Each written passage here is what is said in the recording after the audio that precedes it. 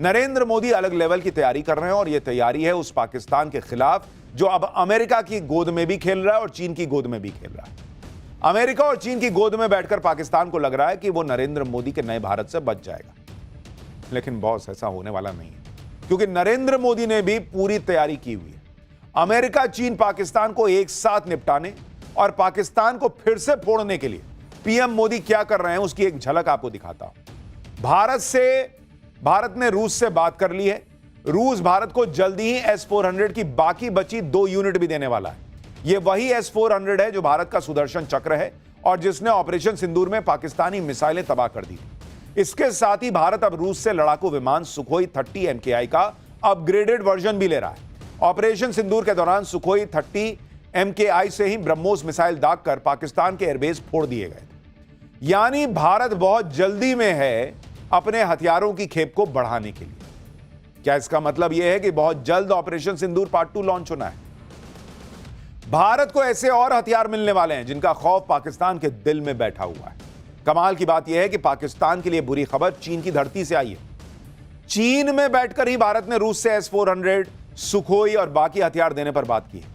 रूस से ताजा बातचीत में भारत और कौन कौन से हथियार ले रहा है, चीन में भारत और रूस की दोस्ती को देखकर कैसे जिनपिंग की टेंशन बढ़ गई होगी, यह सब आज आपको बताने वाला हूं। साथ ही ट्रंप का चैप्टर भी खोलूंगा, कैसे हाल के कुछ दिनों में दूसरी बेइज्जती हुई है उनकी, और कौन सा लश्कर का नया आतंकी मारा गया है यह भी आपको दिखाऊंगा।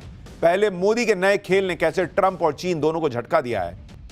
भारत ने आज एक ऐसा काम कर दिया जिससे चीन, पाकिस्तान और अमेरिका तीनों एक साथ निपटेंगे।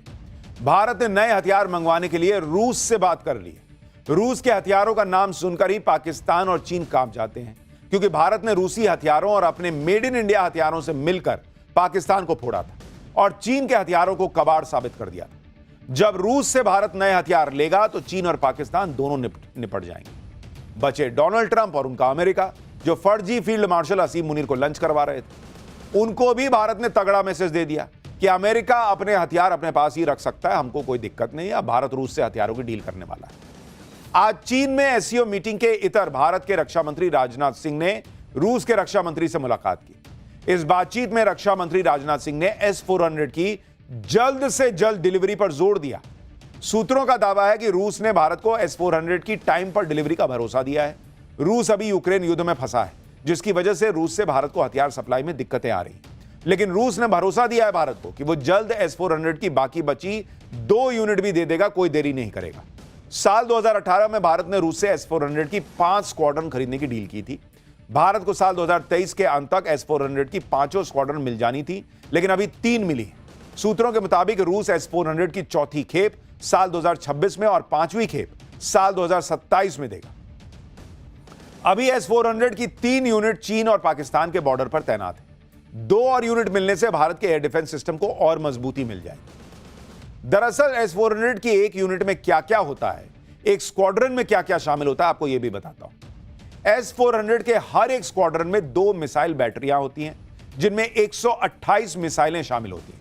ये मिसाइलें हवा में ही दुश्मन के bombers, fighter jet, cruise missile को तबाह कर सकती हैं। ये मिसाइलें 120, 200, 250 और 380 किलोमीटर तक मार करने की में सक्षम है। हर स्क्वाड्रन में लंबी दूरी का रडार सिस्टम और हर मौसम में चलने वाले ट्रांसपोर्ट व्हीकल होते हैं।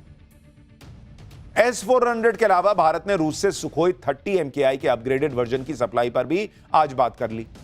वायुसेना के पास अभी करीब 260 Sukhoi 30 MKI fighter jet. Bharat इन फाइटर जेट्स को अपग्रेड करने पर जोर दे रहा है, जिसमें नया radar system, electronic warfare system, advance air to air missile integration शामिल। पाकिस्तान और चीन के खतरे को देखते हुए आधुनिक सुखोई 30 MKI बहुत जरूरी है। सुखोई 30 MKI भारतीय वायुसेना का शक्तिशाली और मल्टी रोल लड़ाकू विमान है। पिछले साल ही भारत ने सुखोई को सुपर सुखोई बनाने की योजना शुरू की। इस योजना पर मोदी सरकार 63,000 करोड़ रुपए खर्च कर रही है। इसमें 84 सुखोई 30 MKI फाइटर जेट्स को अपग्रेड कर सुपर सुखोई बनाने पर काम हो रहा है। भारत और रूस की बातचीत में S-400 और सुखोई के अलावा बाकी हथियारों पर भी बात हुई। बैठक में भारत ने एयर टू एयर मिसाइलों के उत्पादन को लेकर बड़ी सहमति बनी। ऑपरेशन सिंदूर के बाद होने वाली इस बड़ी बैठक को रक्षा मंत्रालय ने हाल के समय की सबसे अहम द्विपक्षीय बैठक बताया। बैठक में मिलिट्री हार्डवेयर के सप्लाई में तेजी लाने पर भी जोर दिया गया रूस की तरफ से पहलगाम आतंकी हमले की निंदा भी की गई। इधर भारत पाकिस्तान को फोड़ने के लिए हथियारों की डील पे डील कर रहा है, उधर पाकिस्तान में आतंकी इसी डर में जी रहे हैं कि पता नहीं भारत कब हमला कर दे। दूसरों को खौफ में डालने वाले आतंकी खुद पाकिस्तान में सुरक्षित फील नहीं कर रहे। आज ही पाकिस्तान में एक और आतंकी को टपका दिया गया है। फिर से किसी अज्ञात हमलावर ने लश्कर के आतंकी को टपका दिया। इस आतंकी का नाम शौकत है। इसके बारे में दावा है कि यह लश्कर तैयबा का फाउंडर मेंबर था। शौकत लश्कर के एक और फाउंडर मेंबर अब्दुल रहमान मक्की का सबसे करीबी था। शौकत मुरीद के आतंकी कैंप में घोड़ों की देखभाल करता था और आतंकियों को ट्रेनिंग देता था। फिर से एक आतंकी को निपटाकर पाकिस्तान को कड़ा मैसेज दे दिया गया है, क्योंकि पाकिस्तान अमेरिका और चीन के दम पर फूलकर फिर से अपनी आतंकी फैक्ट्री को चलाने में जुटा हुआ है। पाकिस्तान को लगता है कि अमेरिका और चीन उसके साथ हैं और इसलिए उसका कोई कुछ बिगाड़ नहीं पाएगा। लेकिन पाकिस्तान को पता नहीं कि नरेंद्र मोदी की नजर इस वक्त पाकिस्तान पर ही है। वो इंतजार कर रहे हैं कि पाकिस्तान गलती करे और इस बार फिर ठोकेंगे पहले से भी तगड़ा, और पाकिस्तान सीधा कब्र में नजर आएगा। और पाकिस्तान मौका देगा, क्योंकि खबरें आ रही हैं कि पाकिस्तान की सेना और आईएसआई एक बार फिर से पीओके में आतंकी लॉन्च पैड और ट्रेनिंग सेंटर के स्ट्रक्चर को खड़ा करने वाले हैं। लेकिन आतंकियों को भारत के हमले का डर सता रहा है, इसलिए पाकिस्तान की सेना अब आतंकियों को भरोसा दे रही है कि उनके लिए हाईटेक ट्रेनिंग कैंप बनाए जाएंगे ताकि भारतीय एजेंसीज के सर्विलांस से बचा जा सके। पाकिस्तान की सेना आतंकियों को भरोसा दे रही है कि उनके कैंप को खुद पाकिस्तान की सेना गार्ड करेगी। भाई आतंकी घबराए हैं कि कभी भी कोई मार देगा तब, तो कह रहे हैं अरे हम बचाएंगे ना यार। एक कैंप में 200 से ज्यादा आतंकियों की ट्रेनिंग या उनके रुकने का इंतजाम नहीं होगा, ताकि अगर भारत का हमला हो तो एक साथ 200 से ज्यादा आतंकी न टपक जाए। डरे हुए आतंकियों को फिर से ट्रेनिंग कैंप में लाने के लिए बहावलपुर में कुछ दिन पहले ही पाकिस्तान की सेना और आईएसआई ने आतंकियों के साथ बाकायदा एक मीटिंग की, जिसमें जैश ए मोहम्मद और लश्कर से जुड़े करीब 200 से ज्यादा आतंकी और कमांडर शामिल हुए। यानी यह मान के चलिए कि पाकिस्तान बहुत दिन नहीं लगाएगा और ऑपरेशन सिंदूर पार्ट 2 लॉन्च करने का मौका देगा। और इसीलिए चीन में बैठकर रक्षा मंत्री ने रूस से डील कर ली है कि भाई जल्दी, जितना जल्दी हो सके दो माल, क्योंकि ये तो जल्दी सुधरेगा नहीं पाकिस्तान, तो इसको फिर मारना है। पाकिस्तान अपने आतंकियों को फिर से एक्टिव इसलिए भी कर रहा है क्योंकि मुनीर फंस गया है। पाकिस्तान में लोग पूछ रहे हैं कि ट्रंप के साथ लंच तो कर आया मुनीर, लेकिन डील क्या करके आए हो, बताओगे नहीं क्या? आप सुन रहे हैं, पाकिस्तान के सांसद संसद में खड़े होकर मजाक बना रहे हैं कि हमेशा तो प्राइम मिनिस्टर जाता था, इस बार यही उठ के चल दिया मुनीर। चलो तुम ही चले गए, लेकिन आके बताओ तो कि क्या बात करके आए हो। कुछ खिलाया भी ट्रंप ने या खाली ऑर्डर दिया था, ये लिख लो, ये कर देना, ये लिख लो, ये करेंगे, सुन लो, ये करेंगे। पाकिस्तान का फील्ड मार्शल मुनीर तो अमेरिका में जाकर ट्रंप को नोबेल पीस प्राइज देने की सिफारिश कर आया। पाकिस्तान में शहबाज शरीफ भी ट्रंप को नोबेल के लिए नॉमिनेट कर रहे हैं, लेकिन उसके अगले ही दिन ट्रंप ने ईरान पर बम गिरा दिया था। इसी को लेकर अब पाकिस्तान की संसद में शहबाज शरीफ पर भी सवाल उठ रहा है। यानी पाकिस्तान के सांसद इस बात को लेकर भी पाकिस्तान की सरकार, वहां की सेना को एक्सपोज कर रहे हैं कि तुम तो मुसलमानों के साथ भी नहीं हो यार। ईरान के मुसलमानों के खून से हाथ सने हैं अमेरिका के, वहां फिलिस्तीन में मुसलमानों के खून से हाथ सने हैं अमेरिका के, और तुम वहां ट्रंप को कह रहे हो कि इसको जो है peace prize, Nobel peace prize दे दीजिए। यही है पाकिस्तान की सच्चाई। और इधर चीन में बैठकर भारत ने रूस से बड़ी डील की, उधर भारत ने चीन को भी अच्छे से समझा दिया कि पाकिस्तान के चक्कर में ना पड़ो भाई। एससीओ की मीटिंग के इधर भारत के रक्षा मंत्री राजनाथ सिंह ने चीन के रक्षा मंत्री से मुलाकात की। इस मुलाकात में चीन को आगाह करते हुए भारत की तरफ से कहा गया कि द्विपक्षीय रिश्तों में नई मुश्किलें खड़ी करने से बचना चाहिए। भारत की चीन को यह सलाह पाकिस्तान को लेकर थी। भारत ने चीन को समझा दिया कि कह देने से कोई अच्छा पड़ोसी नहीं होता, उसके लिए अच्छा माहौल भी बनाना पड़ता है। राजनाथ सिंह ने चीन के सामने ही पाकिस्तान के आतंकवाद का जिक्र किया, पहलगाम हमले का नाम लिया और चीन को बताया कि पाकिस्तान के जिस बर्बर हमले पर वो मुंह चुरा रहा है, उसमें निर्दोष लोगों की जान गई थी। राजनाथ सिंह ने चीन के रक्षा मंत्री को यह भी बता दिया कि कैसे भारत ने ऑपरेशन सिंदूर में पाकिस्तान के आतंकी ठिकानों को तबाह किया। यानी चीन के सामने ही भारत उसे पाकिस्तान की बर्बादी की कहानी सुना रहा था, और शायद चीन को थोड़ी अकल आए ये उम्मीद कर रहा था। भारत की तरफ से चीन को यह भी समझा दिया गया है कि इस सीमा विवाद में बेवजह न उलझे और ऐसे मसलों को तरीके से सुलझाए, और इसके लिए भारत की तरफ से स्टेप बाय स्टेप प्रक्रिया को अपनाने पर जोर दिया गया। पहले 2024 की डिसएंगेजमेंट प्रक्रिया का पूरी तरह से पालन किया जाना चाहिए। सीमा पर तनाव कम करने का प्रयास किया जाना चाहिए। फिर सीमा को निर्धारित करने के लिए बातचीत की जाए, ताकि हमेशा के लिए बॉर्डर विवाद का निपटारा हो सके। राजनाथ सिंह ने कहा कि ग्राउंड पर एक्शन लेना होगा, जो अविश्वास पैदा हुआ है उसे कम करना होगा। भारत और चीन दोनों तरफ से एलएसी पर शांति बनाए रखने पर जोर दिया गया। चीन के रुख से यही लग रहा है कि ऑपरेशन सिंदूर में पाकिस्तान की धुलाई देखकर वो ये समझ गया है कि भारत से सीधे टक्कर लेने में फायदा नहीं है बॉस। मोदी ने चीन को टाइट तो किया ही, फिर ट्रंप का भी नंबर आया, जो भारत पाकिस्तान के मामले में बड़े उछल रहे थे। लेकिन पहली बात तो नरेंद्र मोदी ने ट्रंप के मुंह पर ही कह दी थी कि अपने काम से काम रखो, फोन पे बोला था। दूसरी बात यह है कि ट्रंप जिस तरह से अमेरिका का कबाड़ा करते जा रहे हैं, उसमें उन्हें खुद को बचाने के लिए मोदी का ही सहारा लेना होगा। आप देखिए कि ट्रंप की नीतियों से अमेरिका का क्या हाल हो गया है। अमेरिका की जीडीपी में इस साल जनवरी से मार्च तिमाही में 0.5% की गिरावट दर्ज हो गई है, जो 2022 के बाद सबसे बड़ी गिरावट है। जबकि अक्टूबर दिसंबर 2024 की तिमाही में अमेरिकी अर्थव्यवस्था 2.4% की दर से बढ़ रही थी। भाई, ट्रंप के आने के बाद गिर गई अर्थव्यवस्था अमेरिका में। ट्रंप ने जनवरी में ही राष्ट्रपति पद की शपथ ली थी और आते ही पूरी दुनिया से टैरिफ वॉर छेड़ दिया, जिसमें अब अमेरिका खुद फंस गया है।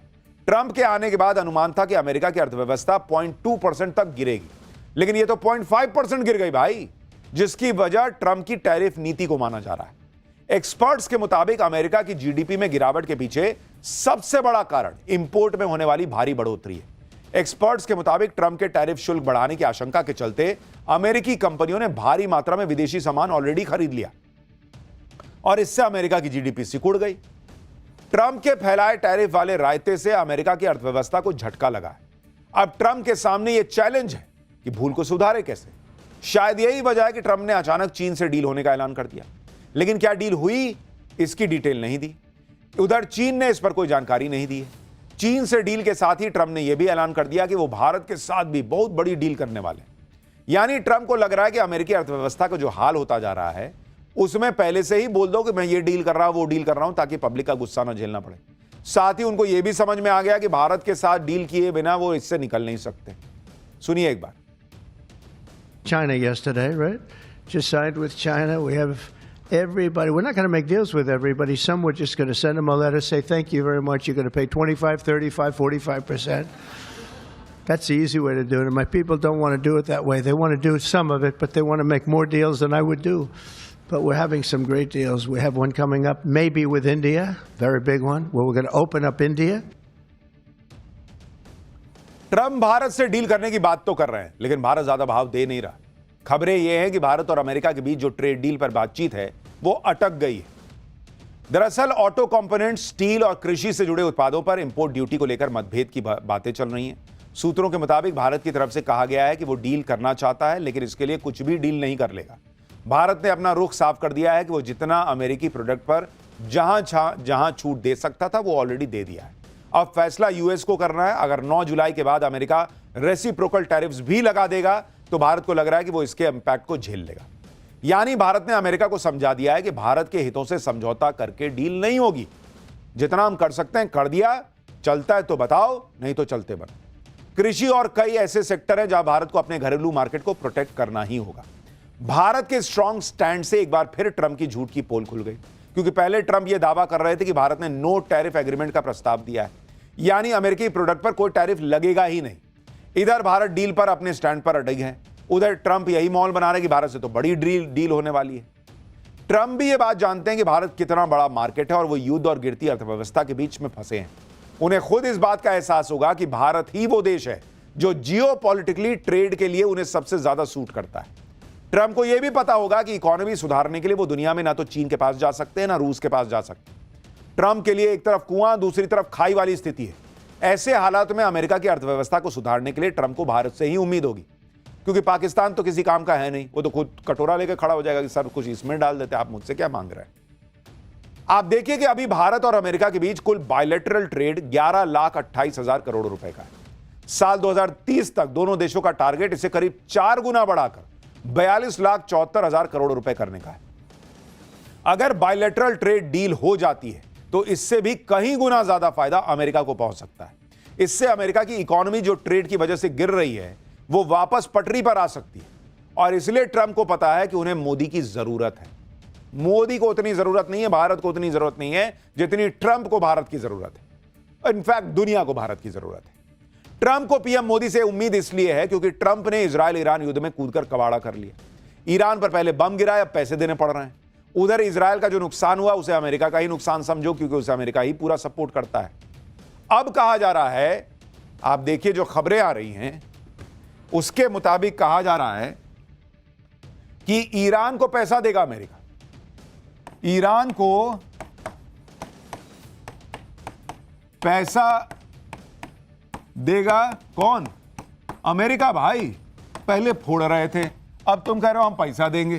क्या ही हिसाब है? और कितना पैसा देगा? 2,57,000 करोड़ रुपए।